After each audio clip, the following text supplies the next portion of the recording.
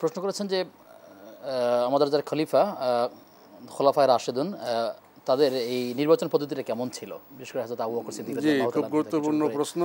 তখন এই খোলাফায়ে রাশেদা তারা যারা নির্বাচিত হয়েছেন তারা যোগ্য এবং ভালো লোকদের দ্বারা নির্বাচিত হয়েছেন এবং সেখানে দেখা গেছে যে বিশ্বনবী মুহাম্মদ রাসূলুল্লাহ সাল্লাম যখন তিনি ইমামতি করতে পারেন নাই, অসুস্থ ছিলেন, তখন এই দায়িত্ব এসেছে আবু বকরের উপরে।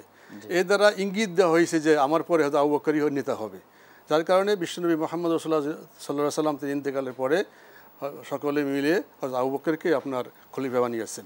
আবার হযরত আবু বকর ইন্তেকালের পূর্বে তিনি হযরত ওমরকে তিনি খেলাফতি দেওয়ার ব্যাপারে তিনি সুপারিশ করছেন এবং সমস্ত সাহাবীদের নিয়ে তিনি পরামর্শ করছেন এবং পরামর্শ ভিত্তিক হযরত ওমরকে খেলাফতির দায়িত্ব দেওয়া হয়েছে। আবার হযরত ওমর যখন ইন্তেকাল করার আগে তিনি 6 সদস্য বিশিষ্ট একটা শুরা কমিটি করে দিয়ে গেছেন।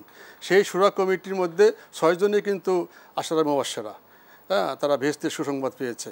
তারা পরামর্শ করে হযরত ওসমানকে তারা খলিফা বানিয়েছেন। আবার হযরত ওসমানও আবার ইন্তেকালের পরে আপনার সেখানে সাহাবায়ে কেরাম হযরত আলীর নাম প্রস্তাব করলে তিনি প্রত্যাখ্যান করেন এবং আলী বলেন যে আমাকে যদি খিলাফতি দিতে হয় তাহলে বদরের সাহাবা এবং শুরা যারা আছে তারা আমাকে বলতে পারে, তো তোমরা বানাবার কি আছে। তখন এই বদরের সাহাবা এবং শুরা যারা আছে সকলে পরামর্শ ভিত্তিক হযরতে আলীকে খেলাফতি দেন এবং হযরতে আব্বাস রাদিয়াল্লাহু আনহু প্রথম তিনি তার হাতে বায়াত গ্রহণ করেন।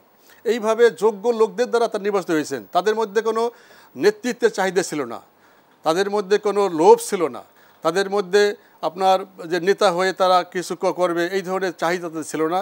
তাদেরকে জনগণ বাছাই করেছে, এইটাই ছিল পদ্ধতি। স্বতঃস্ফূর্তভাবে জনগণ যাকে যোগ্য মনে করছে তাকে তারা বাছাই করেছে।